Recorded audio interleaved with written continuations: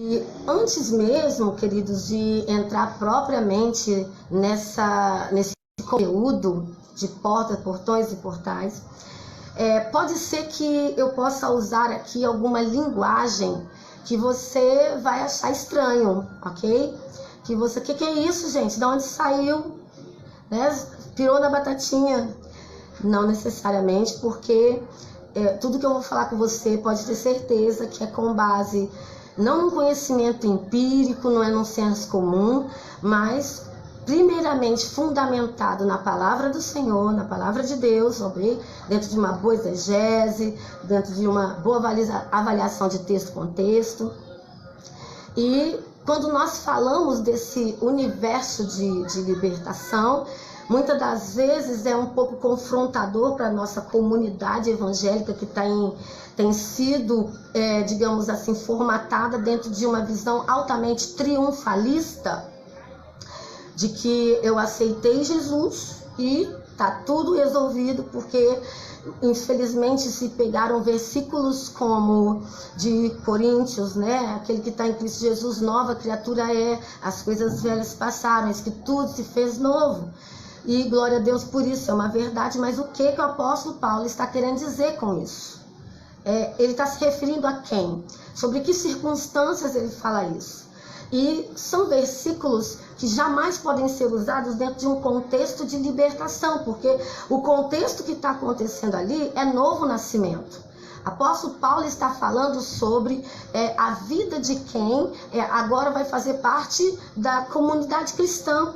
Então, tudo vai se fazer novo para essa pessoa que o estilo de vida que ela vivia agora não será mais o mesmo. Ele era um ladrão, agora em Cristo Jesus ele vai ser uma pessoa honesta, né? Ele mentia, então agora em Cristo Jesus esse hábito de mentir ficou para trás, tudo se fez novo e agora ele é uma pessoa que vai procurar falar a verdade. Então esse andar em novidade, esse viver em novidade de vida, esse contexto não tem nada a ver com libertação, mas tem a ver com um estilo de vida agora, um padrão de conduta que vai fazer o quê? Manifestar o caráter de Jesus. Há outro versículo também que foi pegado aí como uma verdadeira bandeira, né? Mas Deus não leva em conta o tempo da ignorância, né? Deus não leva em conta. Também foi pego como uma bandeira e se transformou numa doutrina, sem na verdade também entender o contexto que o apóstolo está se referindo. Mais uma vez o apóstolo Paulo está evangelizando um povo. Mais uma vez ele está falando e confrontando a idolatria do povo.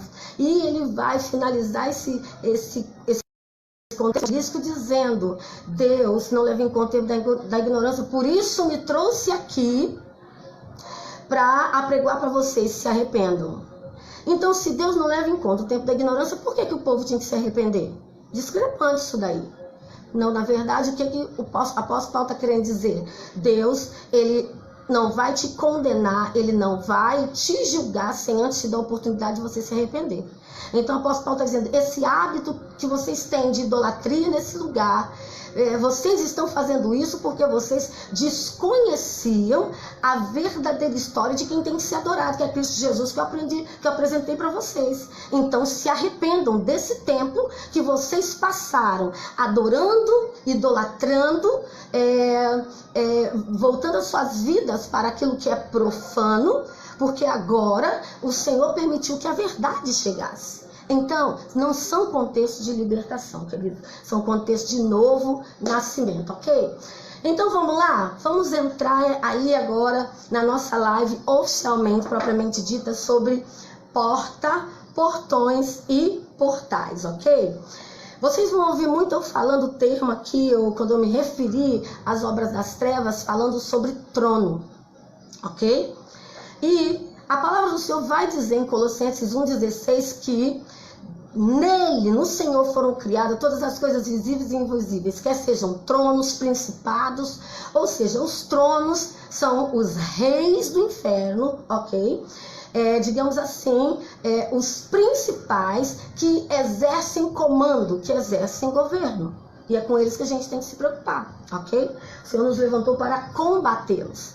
E aí, voltando então agora para a primeira questão, vamos lá.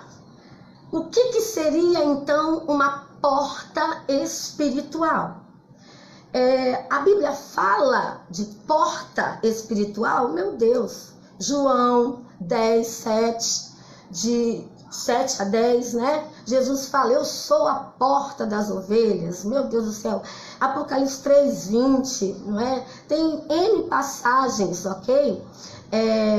Falando acerca de porta. Mas vamos observar um contexto aqui, que quando Jesus diz, eu sou a porta, ele está dizendo, eu sou o acesso. Porta está se relacionando a um indivíduo, porta está se relacionando a um sujeito, ok?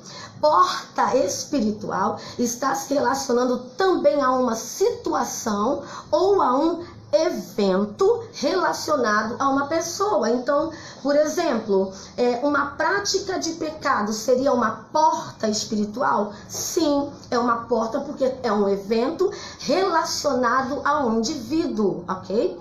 Nós precisamos entender que porta está falando, na verdade, de algo que é pessoal, da pessoa em si. Mas veja só que coisa tremenda. Porta também tem a ver com decisão, com escolha. As suas decisões e escolhas podem ser uma porta, pode ser uma porta espiritual. Agora, o ser humano como uma porta, o próprio Jesus se apresenta como uma porta, ok? O ser humano, ele é a única estrutura, ok? Que é uma porta que contém dentro dele 9 portais. Pegou aí? Vou repetir. O ser humano é o único ser que contém dentro dele 9 portais. Que portais seriam esses? Esses 9 portais seriam as 9 glândulas que nós temos no nosso corpo. A começar pela glândula pineal, depois a hipófise-tireoide, e cardíaco, umbilical, a suprarrenal, coxígeo, e são 9 glândulas específicas. Só que são 9 glândulas que também representam 9 portais. Por quê? Porque as glândulas secretam hormônios, ok? E esses hormônios vão determinar como que vai se regularizar o funcionamento do nosso corpo, ok? Então, de acordo com o meu sentimento, com os meus pensamentos, com as minhas sensações, eu vou liberar ou reter hormônios. Então, as glândulas são algo ou órgãos na gente altamente relacionadas com o quê? Com a nossa alma. É considerada até pela ciência, ok? Muitas coisas que eu vou falar aqui com vocês têm base científica. Então, principalmente a glândula pineal, ok? Ela é considerada pela ciência uma das principais glândulas que é um portal para a alma. Ok? Só que, a nível de estrutura corporal, quando a gente diz internamente, você tem 9 portais. Mas, no nosso corpo, nós temos 5. 5 portas para a alma. Veja só que troço tremendo. Quais seriam as 5 portas no nosso corpo, na nossa estrutura biofísica para a alma? Exatamente os 5 sentidos. Aquilo que você vê, seu coração sente. Aquilo que você ouve, não é? Aquilo que você fala, aquilo que você toca, o seu tato, aquilo que você é tocado. Os 5 sentidos também são portas para a alma. Lembrando que isso eu estou dizendo estereotipamente, pelo lado de fora, mas dentro do corpo do homem, ele também tem 9, agora, portais para a alma. E quando nós falamos de portais, nós estamos falando de um nível de implicação espiritual muito maior e muito complexa, ok? Lidar com esse nível de portais dentro da alma já vai requerer de uma pessoa um grau maior de entendimento, um grau maior de treinamento e de ser equipada. Então, porta, vamos deixar isso claro, porta tem a ver com a pessoa, o indivíduo. Mas, mudando agora, nós podemos fazer o quê? nós podemos entender que há uma questão muito séria acerca de reparação de brechas na nossa vida. A palavra do Senhor vai dizer em Ezequiel 30 que eis que busquei um que se colocasse na brecha para tapar o muro, para não destruir a cidade. Isso é um princípio básico de intercessão. De quê? De reparação de portas espirituais que foram abertas, portas de pecado, ok?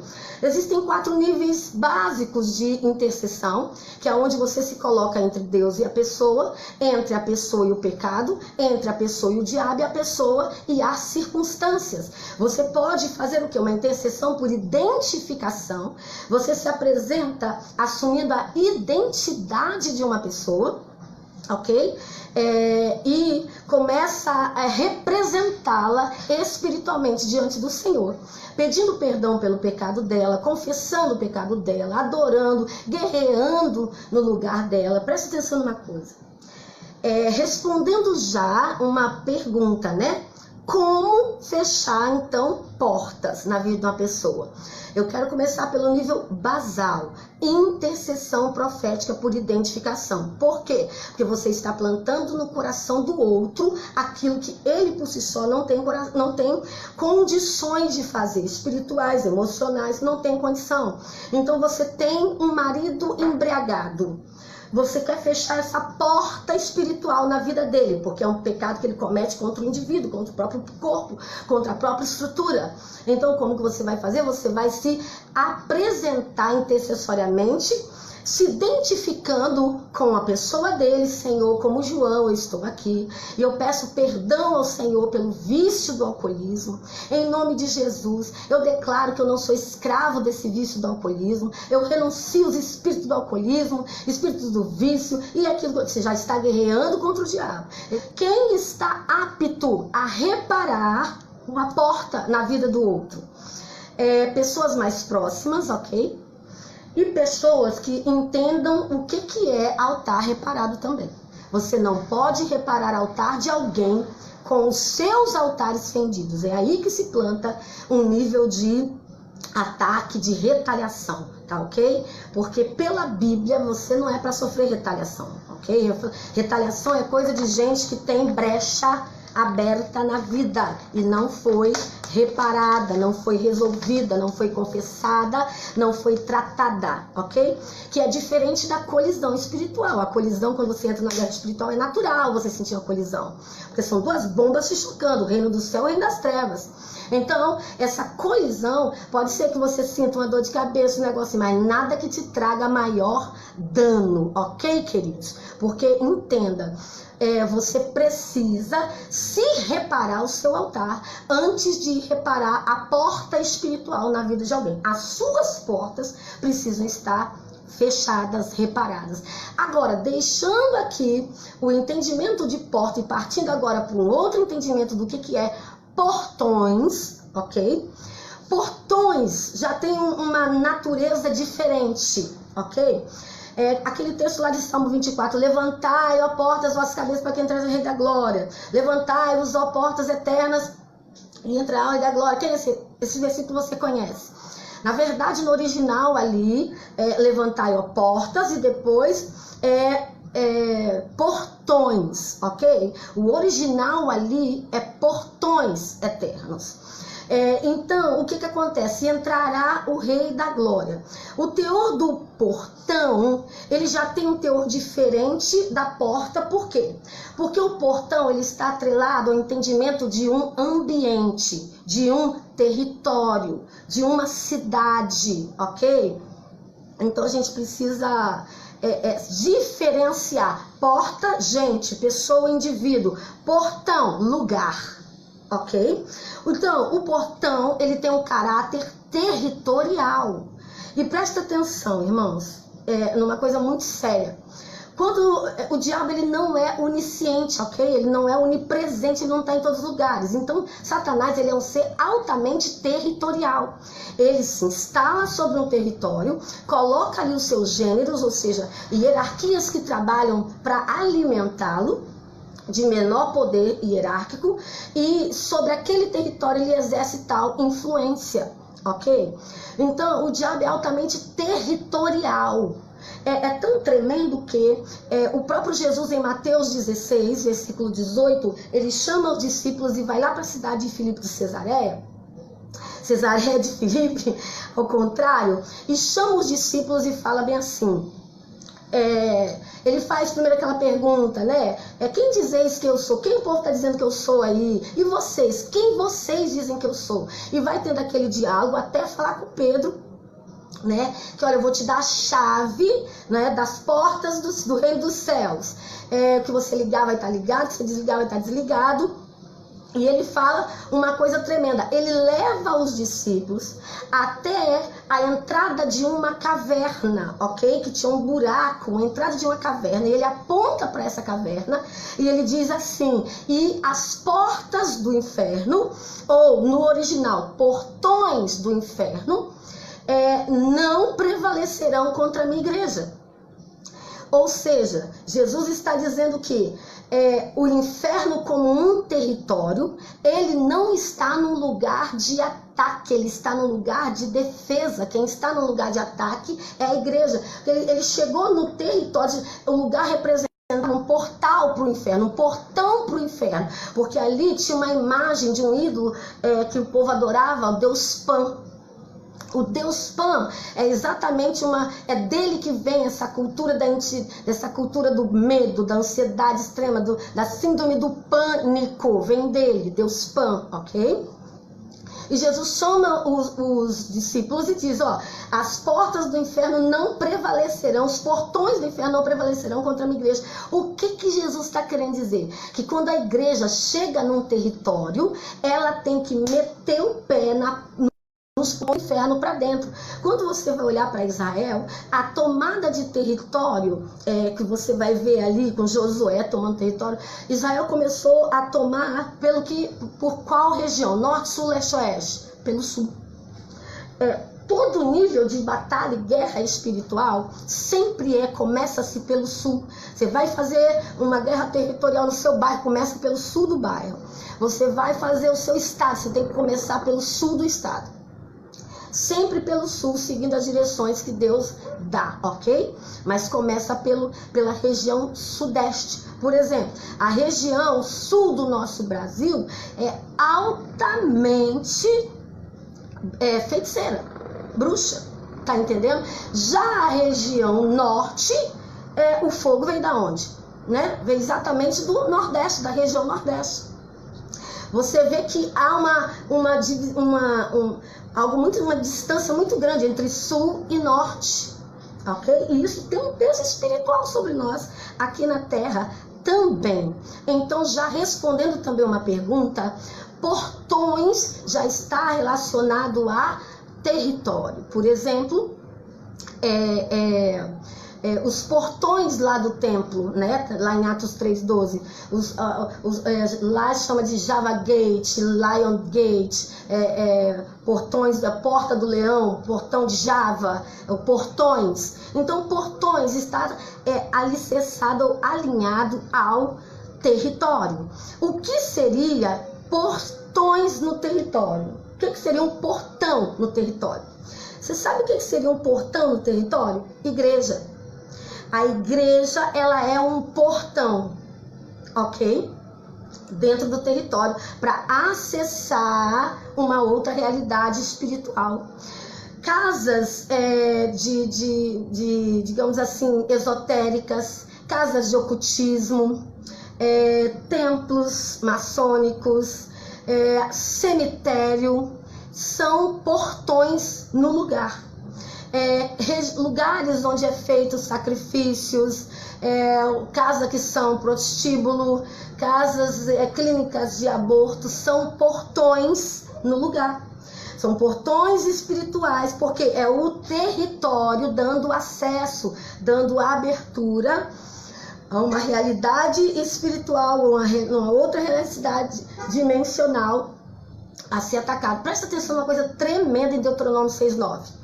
A palavra do Senhor diz que a minha palavra estará nos umbrais da sua casa e você guardará os meus preceitos na sua mesuzotes.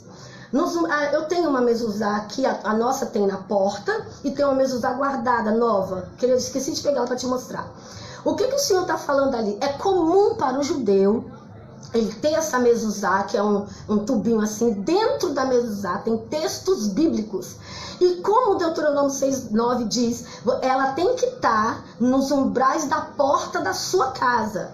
Então se coloca essa mezuzá na entrada da casa. Por quê? Porque você está sinalizando para os espíritos territoriais que o seu território, a sua casa, é um portão para o céu. Aleluia! É um portão para o reino de Deus. Preste atenção numa coisa. Você já viu nas varandas, nas janelas, nas portas das casas, umas cirandas que tem umas peninhas penduradas, que tem uns negocinhos esquisitos pendurados, tem uns que balança, que o vento bate, blim, blim, blim, blim, blim, que o pessoal mais antigo fala assim, é que está chamando os espíritos. Gente, isso tem um teor bíblico. Pior que tem. Porque, digamos assim, os filhos das trevas são mais prudentes do que os filhos da luz. Quando eles querem uma entidade para proteger sua casa, eles colocam na porta da sua casa um sinalizador. Esse território aqui você pode governar. Os crentes não botam mezuzá na porta de casa. Entendeu? É uma ordenança, é um estatuto perpétuo. Bota quem crê, ok? Bota quem recebe. Eu coloco até no nosso kart uma mezuzá, porque a palavra estará nos umbrais da sua casa. O que seria também esses umbrais, gente? Seria a nossa mente, o nosso coração, carregar a palavra sobre os nossos ombros? Seria, ok? Mas vamos trazendo aqui para esse entendimento de portões, porque a sua casa é um portão. Agora, ela é um portão ou do céu ou do inferno, ok? Eu espero que você tenha aí uma vida com Deus poderosa, né? Para você entender. Deixa eu te mostrar uma outra questão muito séria sobre portões agora. Por exemplo, obeliscos na cidade ou pirâmides, né? Pirâmides elevadas, altamente elevadas. O que são isso, né? No mundo existe até alguns lugares conhecidos como os 5 portões para o inferno, tá? Existe até isso aí, várias cavernas que são conhecidas como portões para o inferno. Mas eu quero te trazer uma coisa que é a nível de conhecimento. Eu gosto muito de assistir um programa chamado History H2, os alienígenas do passado. Porque para não dar nome de demônio, eu boto nome de alienígena, né? Mas ali tem muita coisa científica com comprovação, entendeu? E ali tem palavra de pastor, de rabino, de cientista, de várias pessoas. Boa tarde, Rose, Deus te abençoe, minha linda. Receba aí, viu? E pode deixar sua pergunta aí também. Voltando aqui para o nosso conteúdo, veja bem. Eles descobriram em certas regiões existem no planeta Terra, vocês conhecem muito bem o Triângulo das Bermudas, ok? Que também seria um portão terrível ali, ok? Na verdade, o triângulo não é um portão, já é um portal. Eu vou explicar portal agora. Por quê? Porque são lugares onde o campo eletromagnético sofre uma interferência muito grande e de acordo ali com a embarcação, a aeronave cai, desaparece, tá? Acontecem eventos estranhos ali demais. Mas existe um lugar pior do que o Triângulo das Bermudas. Existe o Triângulo do Diabo no Japão, ok? E exatamente próximo do Triângulo do Diabo no Japão, foram descobertas pirâmides gigantescas em alta profundidade marinha, ok? No fundo do mar. E essas pirâmides, da pontinha dela, elas liberam uma linha de energia. Elas liberam uma linha de energia, presta atenção, que se conecta a todos os outros pontos de linhas de energia de todas as outras pirâmides ou obeliscos levantados no mundo, que forma, na verdade, uma rede de energia, formando uma rede sobre todo o planeta. E, na verdade, isso é o que, gente? na verdade, quando esse tipo de coisa é levantada, pirâmides, obeliscos como portões, são sinalizadores na terra, ok? Por onde, você sabe muito bem, né? Os céus, primeiro céu, esse que a gente vê, segundo céu, céu cósmico, terceiro céu, as regiões lá onde, das mansões celestiais onde o Senhor habita. Então, veja bem, quando você entende que há pontos de energia saindo de pirâmides que estão em alta profundidade no mar, e isso faz conexões energéticas com vários outros pontos de monumentos elevados na Terra, apontando para o cosmos, e a Bíblia é clara, diz, né, que o nosso inimigo está aí nessas regiões celestiais, que no caso seria segundo céu. Veja bem que a questão é que estão se fazendo o quê? Muito bem colocado, querida. Elisângela, muito bem lembrado essa questão do Buda, né? Esse Buda, um Buda de 30 metros levantado lá em Biraçu. E ali é o quê, irmãos? Porta de entrada da cidade. Porta de entrada. Então, na verdade, é um portão, ok? Sendo colocado ali, dizendo que neste território você pode governar, ok? A entidade que rege por trás daquele monumento ali. Então, veja bem que isso vai se conectar, esse Buda de 30 metros vai se conectar a outros movimentos gigantescos levantados no mundo e vão fazer pontes, fios de energia que formam uma rede sobre o planeta, que é onde os tronos espirituais fazem com que as suas frequências, ou seja, as suas palavras, ok? Vamos pensar assim, entre e seja, digamos assim, recebida pela alma das pessoas, e as pessoas são manipuladas e dominadas por essas frequências desses cosmos que entram no planeta, sem perceberem. Porque frequências são sons, são ondas sonoras tão pequenas, tão baixinhas, que o nosso ouvido não capta, nosso ouvido não recebe. Mas, às vezes, algum animal ouve, dependendo, algum ser, outro ser ouve, ok? E esses seres espirituais que estão aí nos segundos céus, eles influenciam a Terra, ok? De acordo com cada território, exatamente lançando as suas frequências ou seus sons, ok? As suas palavras. Isso entra na mente através da glândula pineal, entra através da glândula hipófise, entra através da tireoide, e de acordo com cada portal, as glândulas eu vou falar daqui a pouco, eles vão exercer um tipo de influência específica sobre a vida das pessoas. Porque cada glândula do seu corpo, as 9 glândulas do seu corpo, são responsáveis por exercer um tipo de influência sobre áreas específicas do seu organismo que vão repercutir sobre a sua vida, ok? Por exemplo, a glândula umbilical, ok? Que a gente tem ali mais ou menos na região baço, por ali. Tem uma glândula ali que secreta hormônios. Essa glândula é exatamente uma glândula responsável por afetar as áreas sexuais, ok? E que pena que sua internet está ruim, tô também orando aqui pela minha.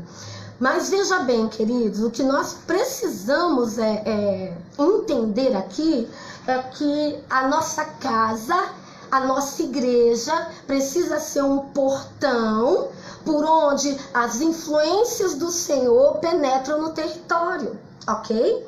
Irmãos, o mundo não faz de conta, é tudo muito sutilmente estabelecido e milimetricamente, sabe, obedecido. O reino espiritual é muito sério.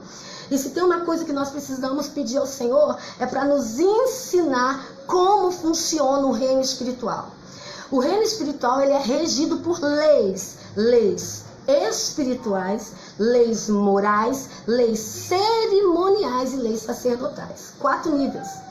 A quebra dessas leis vão fazer o quê? Abrir portas que dão acesso aos portões, e os portais, que são outra coisa que eu quero entrar agora com você. Para a gente definir, então, ficou claro até aqui, porta ligado à pessoa, a indivíduo, ok?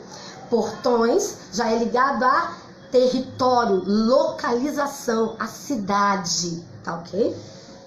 E aí a gente tem que ficar muito atento com muitas coisas que são elevadas, construídas na nossa cidade, que são portões para as trevas, queridos. E a gente, como igreja, deveria se unir para ir nesses lugares, fechar o portão.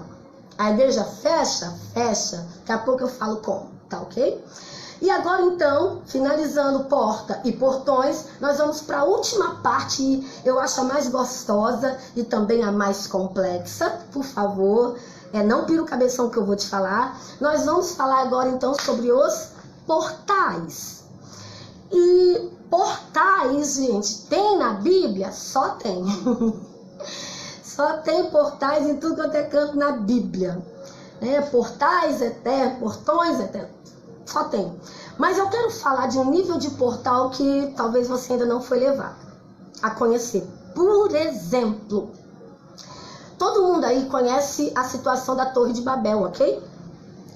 Que o pessoal estava construindo lá, os descendentes de Nimrod, aquele que se rebelou, descendentes de Noé, né?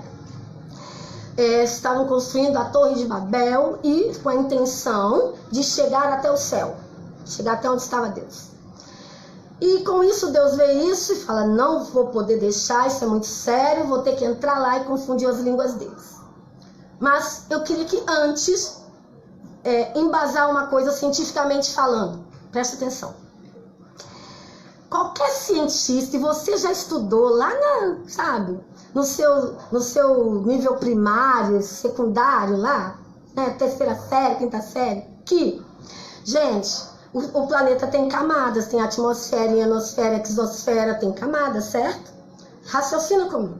Se eles estivessem construindo uma torre, uma coisa uma em cima da outra, escadas, uma em cima da outra, para chegar no céu, Deus iria se preocupar, porque ia chegar um momento que eles iam bater, ia romper a nossa atmosfera onde tem ar, e iam chegar numa atmosfera onde o ar é altamente rarefeito. O que é o ar rarefeito? Ar rarefeito é a altura é tão elevada que tem pouco nível de oxigênio lá em cima. Então, para sobreviver num lugar que tem pouco oxigênio, a pessoa tem que estar ali e se acostumar a viver ali, para que suas hemoglobina comecem a produzir mais hemoglobina. Que é a hemoglobina que captura a molécula de oxigênio. Então tem que ter muita hemoglobina no sangue porque tem pouco oxigênio. Gente, todo mundo ia morrer, gente. Os caras iam morrer tudo de anóxia cerebral. Não tem como respirar. Da tonteira, da vertigem, não tem como. Se eles estão fazendo, você está entendendo? Esse tipo de torre que você imagina, que eu imaginei há muito tempo. Só que já existem achados arqueológicos que comprovam que o que aqueles construtores de Babel estavam fazendo não era uma escada, não era uma torre nesse sentido de coisa elevada e alta para chegar no céu. Tanto que no original, quando você vai estudar manuscritos sobre o evento, ok? Na verdade, o que se fala é que estava se construindo um portal espiritual. Como assim um portal espiritual? Há provas arqueológicas, fotos visivelmente desenhadas até, foram encontrados, que a Torre de Babel tinha sabe quantos degraus? Apenas 7. Tinha apenas 7 degraus. E ela tinha exatamente um formato de uma pirâmide. Ela era assim, ok? 7 degraus. E por que Deus olha isso e diz assim, a mente deles é uma só. Se eles continuarem com essa mente aí, focados desse jeito, eles vão conseguir. Ou seja, os homens estavam se articulando e construindo algo para poder abrir um portal. E com esse portal fazer o quê? Acessar céu, acessar dimensões. Quando a Bíblia fala que os céus dos céus são os céus do Senhor, mas a terra Deus deu aos filhos dos homens, céus dos céus. Por favor, não existe só um céu. Não existe só a Nova Jerusalém. São territórios e milhares de territórios. São mundos e milhares de mundos que Deus criou, porque o haja continua acontecendo, ok? Esses céus dos céus. Para o judeu, preste atenção ao nível de conhecimento, esses céus seriam subdivididos para facilitar a nossa compreensão em dimensões, mundos. Cada dimensão, mundo, ok? Só que cada dimensão, cada mundo, tem 7 vezes o tamanho do anterior. Tem um mundo aqui, o outro mundo tem 7 vezes o tamanho desse, 7 vezes o tamanho desse, 7 vezes o tamanho desse, infinitamente, ou seja, céus dos céus, ok? Dos céus. E aí presta atenção numa coisa que, na verdade, por que Deus entra e diz, vou confundir a língua deles, porque senão eles vão conseguir. Porque, queridos, a gente precisa entender que eram pessoas que estavam, era a primeira geração, depois do dilúvio ali, né, de Nimrod, pessoas que pela orientação verbal, né, pela comunicação verbal, oralidade, né, a transmissão oral, essa palavra que eu quero usar, um transmitia tudo para o outro. Ok? Desde Adão, o relacionamento com Deus, tudo que Adão aprendeu, tudo que Adão ensinou para os filhos, e os filhos de Adão ensinou os filhos, e os filhos dos filhos, os filhos dos filhos, os filhos dos filhos. Até chegar nessas civilizações, isso era sabido e notificado através dessa transmissão oral. Ou seja, esse povo aprendeu questões espirituais poderosas, ok? Muito sérias, que algumas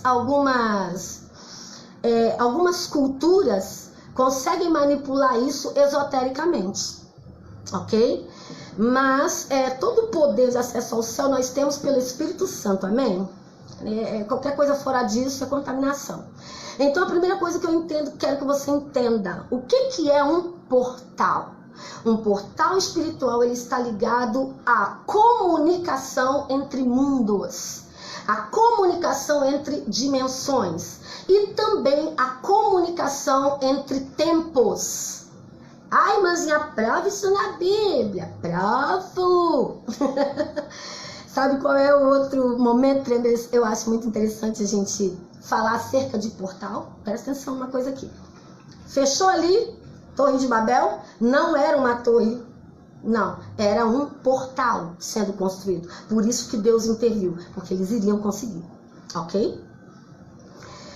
Conseguir como? Através que eles costumavam muito fazer ervas, plantas alucinógenas, verbalizações, conjurações de espíritos, invocações de espíritos, ok?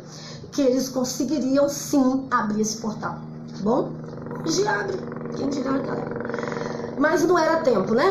E aí, o que acontece já que um portal, agora, espiritual, ele está atrelado à comunicação entre um mundo ou uma dimensão e outra, ou associação entre tempos. Como que isso acontece na Bíblia? Vamos comigo para aquele evento lá em que Deus pega e fala para Moisés. Moisés, né? Assim com Jesus, assim com Deus. E Moisés queria ver Deus face a face. E Deus fala com Moisés, vamos fazer o seguinte então, já que você quer me ver face a face, ok? Eu vou te colocar na fenda de uma rocha, vou colocar a minha mão e vou passar, ok? E você vai ver a minha glória depois que eu passar. Você conhece essa história. O que, na verdade, quando você vai pesquisar de acordo com o dicionário Strong, que é um ótimo dicionário, muito bom para quem gosta de pegar o original da palavra, hebraico, grego, esse termo fenda significa um lugar vazio dentro de uma rocha, ok? Um lugar ou um buraco dentro de uma pedra. Mas quando você vai ler direitinho o versículo anterior, Deus está falando, Deus pega e fala para Moisés assim: já que você quer ver minha glória, ok? Vou te trazer para perto de mim e te colocarei do meu lado. Irmãos, quem está à destra de Deus? Jesus. Jesus é a rocha. Jesus é tudo, ok? Então Deus está dizendo para Moisés: eu vou te trazer para uma outra dimensão, vou te esconder em Cristo, a minha glória vai passar. E esse termo glória, também no original, aí no hebraico, é kavod, ou kavod, que quer dizer peso da glória. Deus não se mostrou pessoalmente para Moisés, porque seria impossível ele ver e continuar vivo. É uma teofania. O que Deus mostrou para Moisés? Deus abriu esse termo fenda, esse termo lacuna no original, está associado a tempo. Deus abriu um espaço no tempo, colocou Moisés, protegeu Moisés, para Moisés ver a grandeza da glória de Deus na criação. Porque Moisés não estava lá quando Deus criou tudo. Então como que ele escreveu o Pentateuco? Como que ele escreveu? No princípio criou Deus, céus e a terra se forma vazia. Como que ele escreveu isso? Se ele não estava lá, ele não viu nada. Ele teria que ter visto isso de alguma forma. Então Deus mostrou.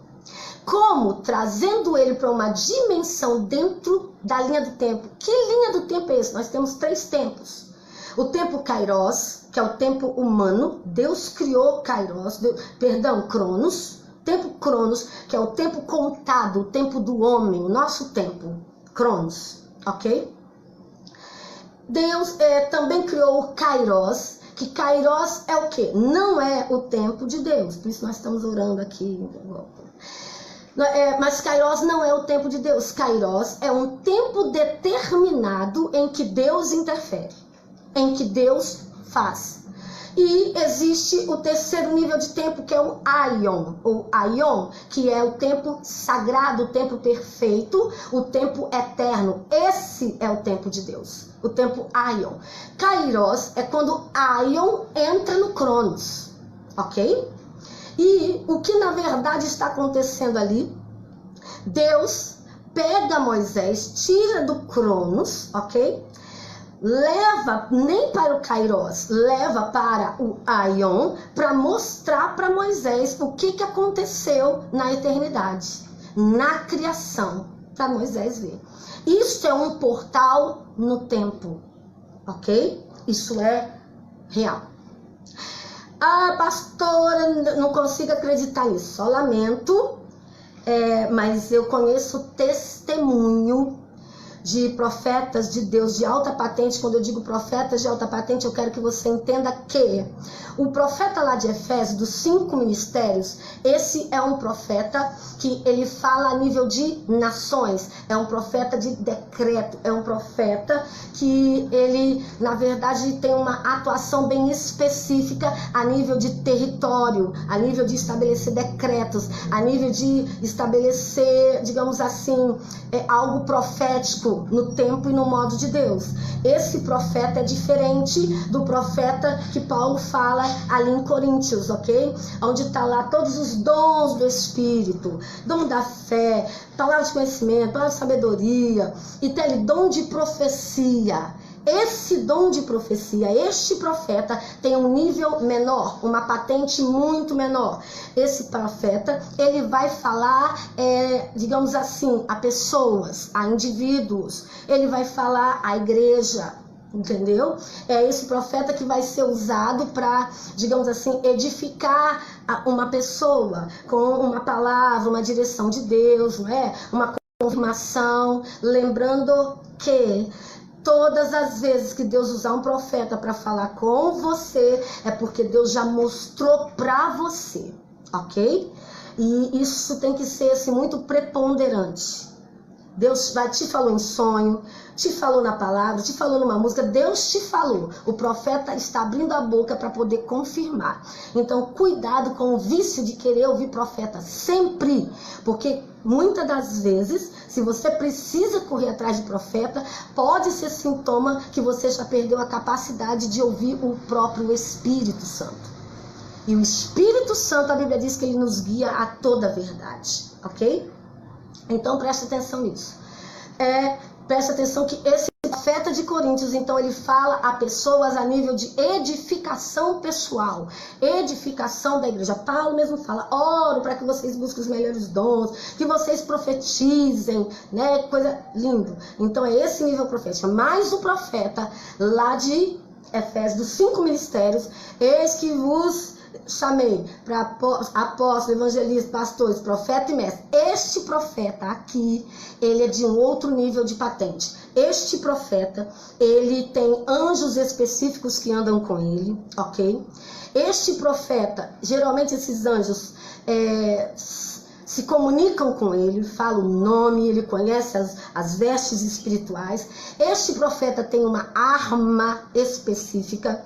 Ele pode estar enquadrado dentro de 3 níveis. Ele pode ser um profeta sentinela, um profeta de guerra ou um profeta guardião, ok? Guardião do quê? Guardião do local ou guardião do tempo também. Não posso entrar no mérito disso agora, são questões de alta complexidade, ok? Isso tomaria muito tempo. Este profeta ali de Efésios, então, que está ali dentro dos 5 ministérios, ele já tem uma patente espiritual para, digamos assim, determinar juízo sobre lugares, sobre territórios, sobre situações. Por isso que tem tantos profetas de nações desse tempo fazendo atos proféticos a nível de limpeza da nação, limpeza do território, né, para o Senhor destronar o principado de corrupção. Então, é esse nível profético aqui. Esse profeta, ele já digamos assim, ele tem um nível diferente, ok? E também a intensidade é outra, a busca é outra, o nível de profundidade em Deus é outro. E falando de libertação agora, e dependendo do nível de libertação que você vai fazer em alguém, você precisa das armas desse profeta, ok? A gente precisa tomar muito cuidado para não entrar para ministrar pessoas que vêm de alto grau de contaminação satanista, ocultista, esotérica, sem entender que o profético, a intercessão e a adoração caminham junto, ok? Tem que ser libertador sim, mas tem que ser profeta e profeta de alto nível para discernir essas coisas, porque não é brincadeira. São profetas que Deus designa armas específicas, ok? Por exemplo, gente, tem gente que fala comigo bem assim, eu sonho que tem uma espada aqui nas minhas costas, mas eu não sei que espada é essa, ok? Eu sonho que tem um arco na minha mão. Gente, não é sonho não, é uma arma profética, porque é para você usar mesmo. Usar aqui no reino físico, mas que tem um ataque, uma abrangência, uma repercussão espiritual devastadora no reino das trevas. Então, geralmente esse profeta aqui, ele tem uma capacidade ele tem uma revelação de qual é a sua tribo, a sua representação da tribo de Israel, né? Qual é o seu código profético, digamos assim, qual é o seu elemento, entendeu? Elemento nós somos água, fogo, ar, não é? E água, um dos 4, cada um dos 4. Por exemplo, a minha mão, ela esquenta, ela pega fogo, começa a pegar fogo. Fogo, começa a esquentar e é um negócio assim. Às vezes eu estou ministrando em alguns lugares, por exemplo, os serafins que andam comigo, eles são de fogo. Então às vezes eu estou ministrando em algum lugar e o lugar começa a ficar quente, as pessoas começam a sentir um calor e tem ar-condicionado ligado, é a presença desses anjos específicos que fazem obras específicas, irmãos.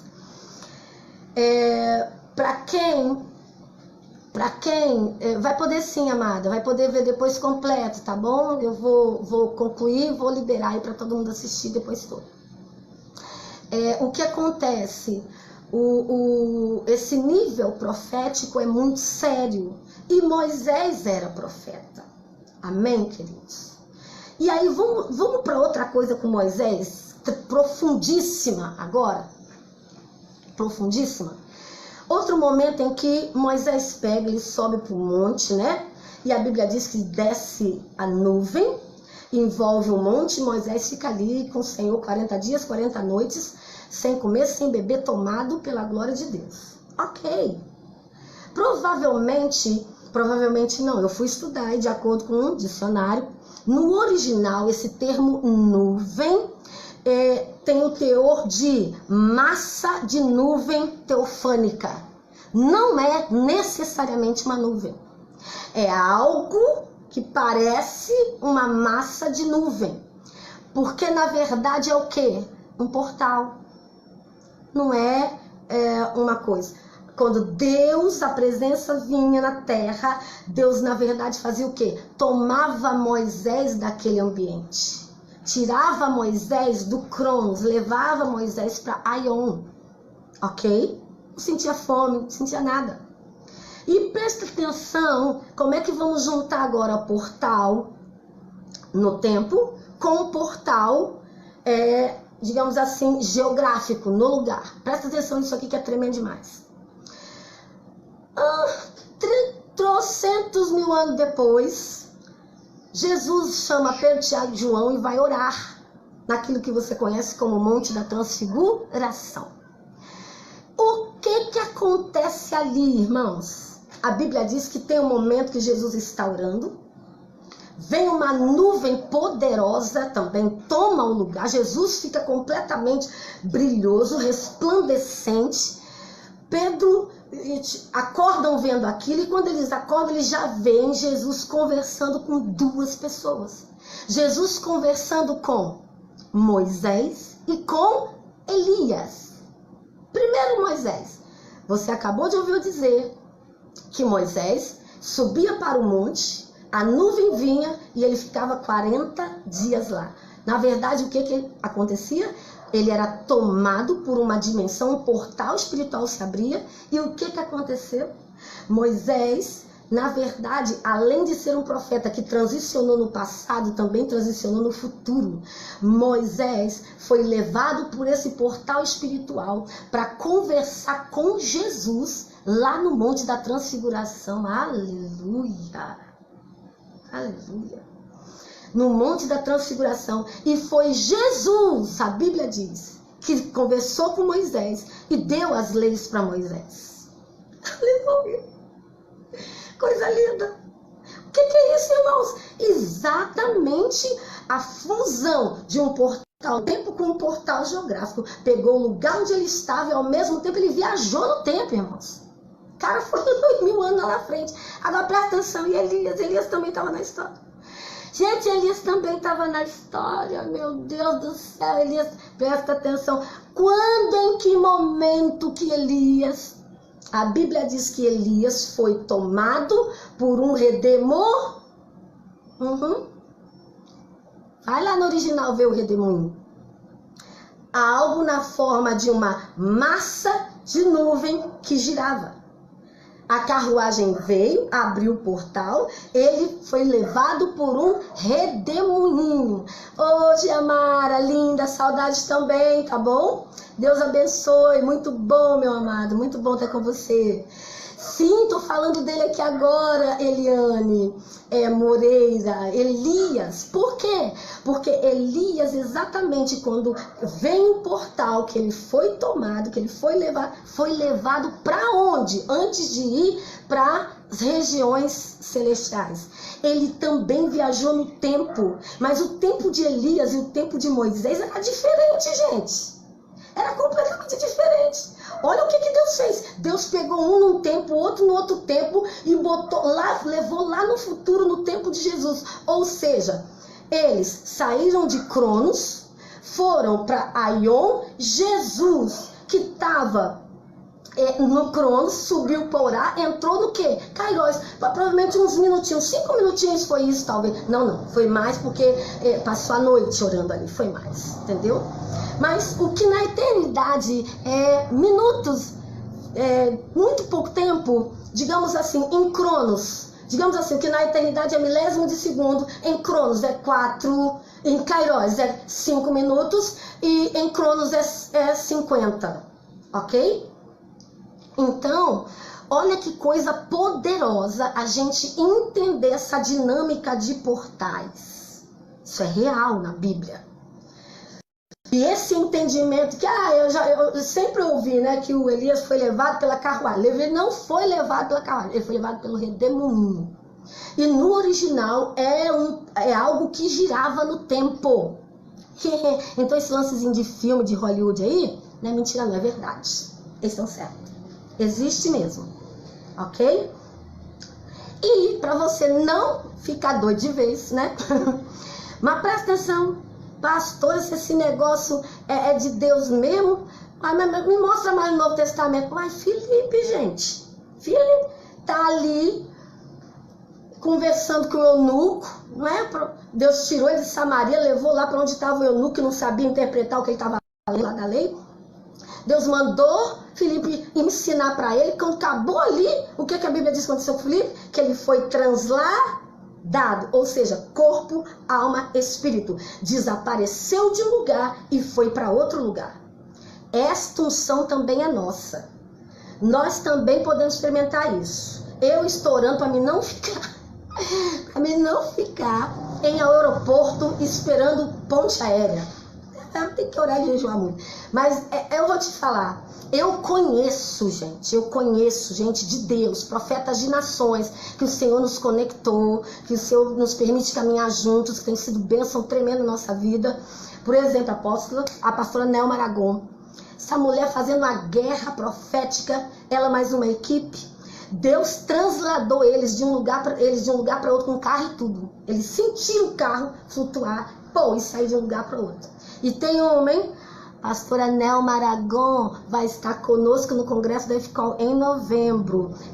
E se você quiser aprender mais, por favor, queridona, apóstolo Glaucio Coraiola, um profeta de nações tremendo. Vou contar só uma dele aqui rapidinho. Apóstolo Glaucio é um profeta de nações, precursor aqui no Brasil do movimento apostólico, dessa restauração de todas as coisas. Esse homem foi fazer uma guerra na Grécia contra o principado de Zeus. Zeus, ele é o trono que é responsável por plantar a cegueira no entendimento. E deixa eu te falar uma coisa, não é cegueira dos incrédulos só, é cegueira de gente que está dentro da igreja, que não consegue alargar a visão. Fica só naquilo ali, ok? Este homem com uma equipe fazendo guerra lá na Grécia, dentro do templo de Zeus, eles fizeram um ato profético, pegaram um monte de pano preto, botaram nas estátuas que tem lá de Zeus e fizeram um ato profético arrancando aquele pano preto, declarando que a cegueira estava sendo retirada. Todos os funcionários do templo de Zeus na Grécia endemoniaram na hora. Imagina que legal. Um monte de funcionário correndo para lá e para cá, tudo endemoniado. Esse é o Deus que nós servimos, querido. Nós não fomos chamados para ficar esquentando cabeça com demôniozinho que entra bêbado na hora do culto, não, filho. É para brigar com esse nível, ok? Com esses tronos. Vamos voltar aqui para uma outra coisa muito poderosa. Eu não quero que a live fique muito grande, tá? Então tô tentando encurtar o assunto. E por favor, não deixe de colocar suas dúvidas, ok? Para mim saber, para mim ter um próximo tópico, ok? Aleluia. Deixa eu ler aqui a fala da Eliane. Quando oramos e nos sentimos em outro lugar, tão claro que traz uma paz sobrenatural. Isso agora está me dando um entendimento grande. Aleluia, ok? É possível em oração você abrir um portal? Sim. Se abre. Nós abrimos portais espirituais? Sim.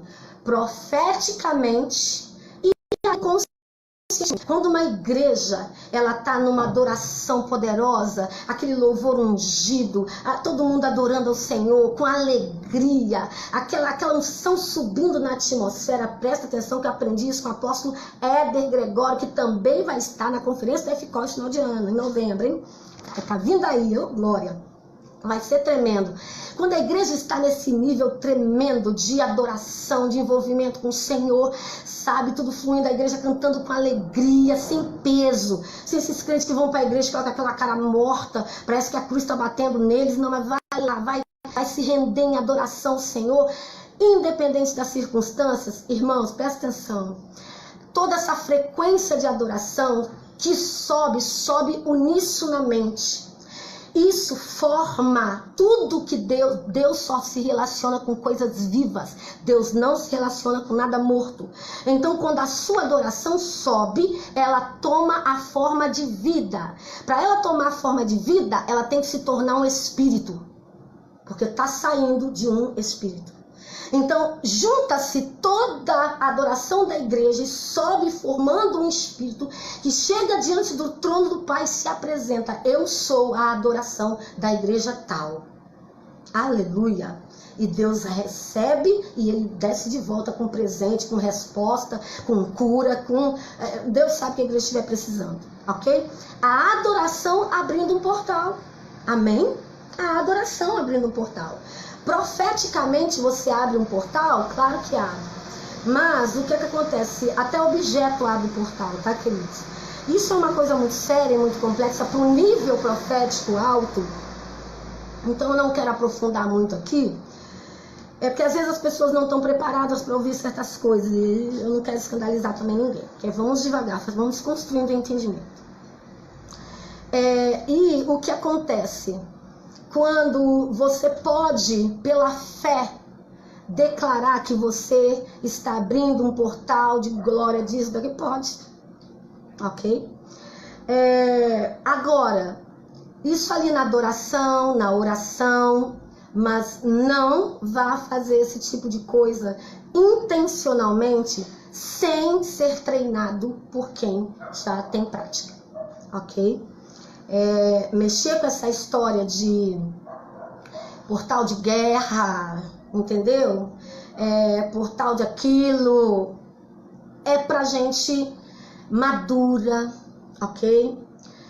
Não é pra gente que se sente super profeta, não, é pra gente madura, pra gente humilde, ok? Existem níveis proféticos muito maiores, sabe? E agora eu preciso responder uma outra pergunta. Como e quando fechar portais na vida das pessoas? Tremenda essa pergunta. Primeiro, quem está apto a fechar portal na vida de uma pessoa? Quem sabe o que é portal, quem sabe quais são as entidades que entram, por quais portais, ok? E o que elas fazem através desses portais. Quando eu estou falando em pessoas, é as glândulas, ok? As glândulas. Fechar porta de pecado é aquele nível de intercessão que passa pelo critério do quê? Confissão, arrependimento, renúncia, né? Expulsão, restituição, reconciliação, perdão, fé, ok? Fechar porta na vida de alguém, mas para fechar porta na vida de alguém, as suas precisam estar fechadas. O sangue do cordeiro tem que ir lá e deixar a sua portinha fechada. Lindinha, limpinha, ok? Deixa eu te ensinar uma coisa sobre esse negócio de sangue na porta, tá? Gente, por que vou pegar meu passaporte aqui para ilustrar. Vamos dizer que isso aqui é uma porta. Por que o Senhor virou para os egípcios, para os judeus, e mandou eles pegar o sangue do cordeiro e passar nos umbrais das portas? Porque era costume, era cultura, ok? Aquela civilização egípcia, gravar o nome dos seus deuses, gravar o nome dos seus demônios, das suas adorações, na porta das suas casas. Então, geralmente, o que aconteceu com Israel no Egito? Incorporou todos os hábitos dos egípcios, ok? Tanto que eles queriam até voltar para comer cebola, o hábito daquele tudo. Então, o que acontece? A morte poderia entrar, porque tinha legalidade. O nome do cão estava aqui na porta. Ou seja, o dono da casa, o senhor da casa. Aí, o Senhor vai, pega o sangue do cordeiro, aleluia, e passa os umbrais da casa. O sangue estava fazendo o quê? Apagando, dizendo, você não é dono mais dessa casa, você não é Deus desse povo, eu estou arrancando esse povo de debaixo do seu governo, do seu domínio. Por isso que o Senhor mandou passar nos umbrais, ok? E aí, a gente precisa entender que quando o sangue é passado nas portas da nossa vida, na área emocional, sexual, herança familiar, financeira, tudo, aleluia. Eu posso ir fechar a porta da vida de alguém? Pode, mas contanto que você tem que saber como. E em que momento você jamais fecha a porta na vida de ninguém, de pessoas que são amaziadas, que não são batizadas, que são descomprometidas com o evangelho, ok? Pessoas que têm dificuldade de perdoar, ou que vive ou namora em julgo desigual, tá bom? Pessoas que, digamos assim, de alguma forma, ela resiste em se encaixar dentro de princípios bíblicos que vão protegê-la, ok? Não adianta estar amaziado com fulano e vir querer reparar a brecha de sexo. Não tem como, tá entendendo? Não adianta, tá? Não tem como. O cão vai vir pela mesma linha e arrebentar. Então, presta atenção numa coisa. Por que eu sempre falo isso quando eu estou dando intercessão? Muitos casais que moraram 10, 15, 20 anos juntos, aí aceita Jesus. Se torna uma bênção. Se tornam líderes de casais. E aí vão cuidar dos casais da igreja. O casamento deles começa a se bombardear. Pá, pá, pá, pá, pá. O que está acontecendo? Eles estão cuidando, ajudando pessoas em áreas que ainda há uma ferida espiritual na vida deles. Por quê? Os 12, 15 anos que viveram amaziados está reivindicando o direito legal sobre a vida deles. Para vocês entenderem sobre esse negócio de fechar portal na vida de alguém. Aí não, aí a conversa é outra, tá? E aí então o que aconteceu? Deus vira pra gente há 2 anos atrás e fala bem assim: vende o carro de vocês e vai para Israel, que lá eu vou ativar algo na vida de vocês. Falou primeiro pro meu marido, ele começou a orar para Deus falar comigo.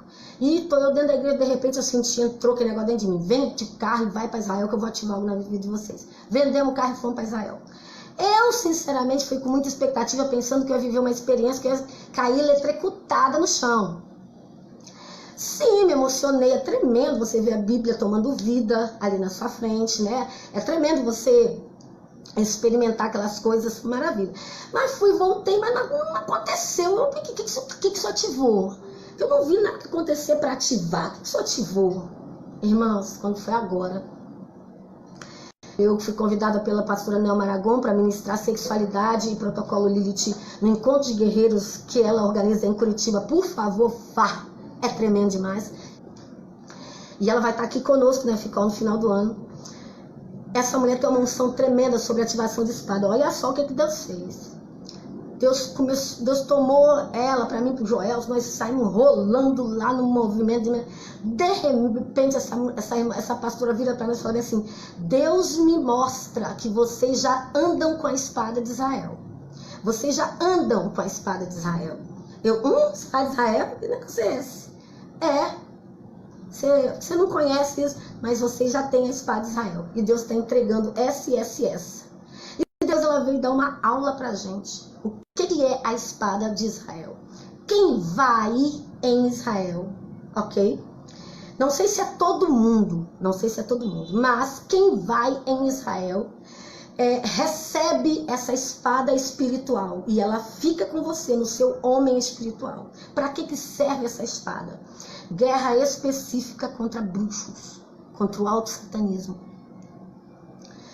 Presta atenção, quando eu cheguei de Curitiba, um movimento tremendo. Quando eu cheguei, eu comecei a me coçar todinha. Já eu assumi um jaquilho, ungiu. Continuei me coçando. Daqui a pouco eu lembrei. Eu lembrei porque lá Deus deu uma palavra sobre a minha vida, sobre um certo ataque. Entendeu? Sobre um certo ataque. Eu levantei de madrugada, vim para aqui pro escritóriozinho, meu irmão. Falei, Deus, essa espada tá aqui, então eu pego ela agora. Eu pego a espada de Jerusalém e eu lanço essa espada contra os bruxos feiticeiros que estão lançando magia e encantamento contra mim. Eu fecho os portais abertos na água, no ar, no fogo, na terra, por onde eles possam ter entrado, acessado. Eu fecho agora esses portais. Eu ia passando a espada assim, eu corto todo o plugue, todo... Nesse nível de fechar portal na vida da pessoa, aí já é um nível que Deus foi capacitando a pessoa, que Deus foi dando instrumentos, ferramentas para ela. Você tá entendendo? Então, por exemplo, hoje, depois do entendimento de muita coisa sobre Lilith, desse entendimento sobre as espadas, e ainda tô caminhando nisso, hoje eu entendo que eu tenho condições de fazer uma libertação de satanistas como a gente já faz. Tá entendendo? Mas eu vejo pessoas que estão fazendo cursos de libertação. Faça todos que tiver no Brasil, porque o céu não para de trazer coisas poderosas para nós. Faça, ok? Mas o entendimento é que eu não posso pegar isso e achar que parou aqui. Continue estudando, continue pedindo ao Senhor, continue buscando o Senhor. Então, é muito perigoso quando, eu sou de oração, eu subo um monte, eu jejuo 40 dias, 20 dias, 30 dias. Vou fazer a libertação de tal satanista. Eu acabei de conversar agora com o irmão de Minas Gerais. Falando, a gente estava conversando sobre a implicação de libertação. Você já pegou gente pra você orar para expulsar demônio que anda pela parede? Que transforma em animal? Que sai escama dela? Você está entendendo que tem coisa que você pode dar conta, mas tem coisa que às vezes você ainda não está preparado para dar conta. Tem que ter entendimento, claridade, luz, porque é a multiforme sabedoria de Deus, a multifacetada de Deus. Ele tem milhares de formas de destruir as obras do diabo. Mas a gente precisa ter entendimento. Entendimento sim sobre essas armas espirituais. Se eu quero o anjo general de guerra andando comigo. Eu quero... Você tem que se munir. Não é só...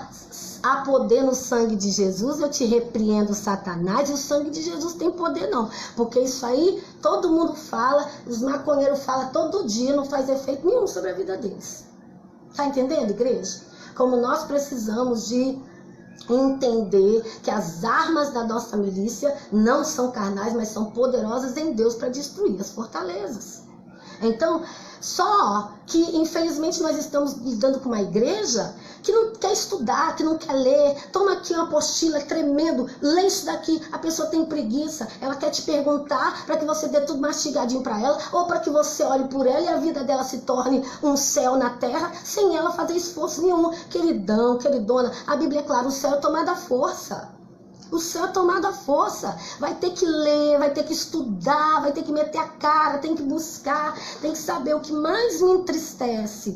Eu louvo a Deus, eu louvo ao Senhor, que Deus está levantando uma gama de pastores nesse país que estão saturados, que viram que não estão dando conta de resolver nos seus gabinetes o problema que as pessoas estão chegando. Entendeu? Não estão dando conta. Deus, não estou dando conta. O que é isso? Já oramos, já fizemos o negócio. O que é isso? E a pessoa está ali lutando e ela não está conseguindo? Está faltando aprender alguma coisa. E estão buscando conhecer e prosseguir em conhecer. E eu louvo a Deus por isso, viu? Então, em nome de Jesus, portas são reais sim, portões também e portais também. Mas mexer no nível de portais é para o nível profético maior, ok? Para gente que tem entendimento profético e bíblico da onde está entrando, do que está mexendo, gente chamada para isso, não é porque eu gosto, que eu quero, porque eu acho bonito, porque eu me sinto poderoso, ok? Tem gente que gosta de se envolver no profético e se sente poderoso. Isso é feiticeiro. Qual é a premissa para a libertação de uma feitiçaria? É o quê? renunciar e confessar a concupiscência por poder e controle. Começa por aí. Porque quem gosta de poder, quem gosta de controle é feiticeiro. É por isso que se lança no ocultismo, porque quer ter poder para as coisas acontecerem do seu jeito, na sua hora e da sua forma. E com Deus não funciona assim, né? Com Deus ele é claro, a gente não pode andar ansioso, no tempo de Deus ele vai treinando a nossa alma. Eu vou ficando por aqui e eu preciso que você me ajude, porque o conteúdo que eu tenho para falar para você é muita coisa. E tem coisas que eu não tenho como, eu só posso falar dentro da F-Call, porque lá eu tenho um tempo e toda uma profundidade bíblica para esmiuçar a mesma coisa. E você que não conhece a gente, vai lá no F-Call, no YouTube da F-Call, segue a gente lá, indica para os seus colegas aí. Muito obrigado por vocês que estão aqui, por favor. Irmãos, a Igreja do Senhor, ela precisa crescer em conhecimento. Então, eu não sei tudo, mas eu estou buscando, eu gosto de aprender. E vamos crescer juntos, tá? Compartilhe os links aí nas suas redes sociais. Talvez alguém tá buscando uma resposta. Eu tô louvando a Deus porque o vídeo lá do YouTube Protocolo Lilith, nós já tivemos irmãos, para a glória de Deus, cristãos, que vieram do alto satanismo. Que estavam tendo algumas dúvidas sobre a sua libertação, não estavam encontrando muito êxito, assistiram a aula Protocolo Lilith, entenderam, entraram em contato, glorificaram o nome do Senhor. Eu louvo ao Senhor eu esqueci o nome, uma irmã falou para mim, ela me passou o áudio dele, um judeu messiânico, que tem uma igreja messiânica. Ele entrou para assistir uma aula da F-Call lá e ele elogiou, ele falou, nossa, que tremendo. E judeu conhece, irmãos, as coisas, sabe? Eu louvei o Senhor por isso e para vocês verem que a gente está preocupado em trazer verdades que vão provocar efeito e mudança na sua vida. Uma coisa poderosa, o pastor Joel está gravando e está postando lá no canal da F-Call no YouTube. Presta atenção. Aulas poderosas sobre tempos e estações. O que é? Nós aprendemos com o apóstolo Éder, que tem sido assim uma bênção, tem sido um mentor de Deus na nossa vida.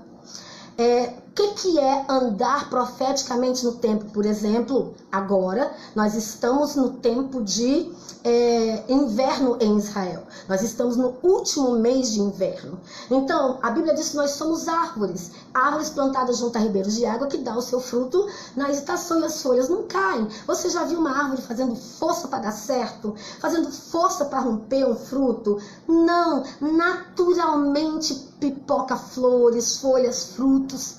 Tudo direitinho, naturalmente. E por que nós, na nossa vida como cristão, a gente está fazendo tanta força e não está chegando a lugar nenhum, está conquistando tão pouco? Porque nós não sabemos andar no tempo e na estação profeticamente. Ou seja, Israel não é relógio de Deus só para Apocalipse, só para o arrebatamento, não, queridos. Israel também é relógio de Deus para marcar seu tempo e sua estação. Ou seja, hoje é o que em Israel? Que estação é?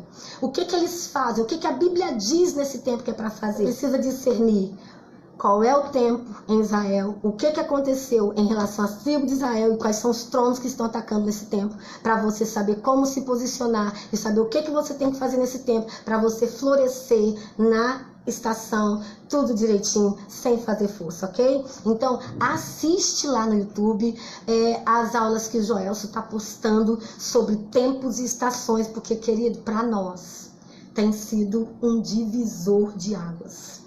Minha vida não é a mesma mais, depois que a gente está entendendo isso, ok?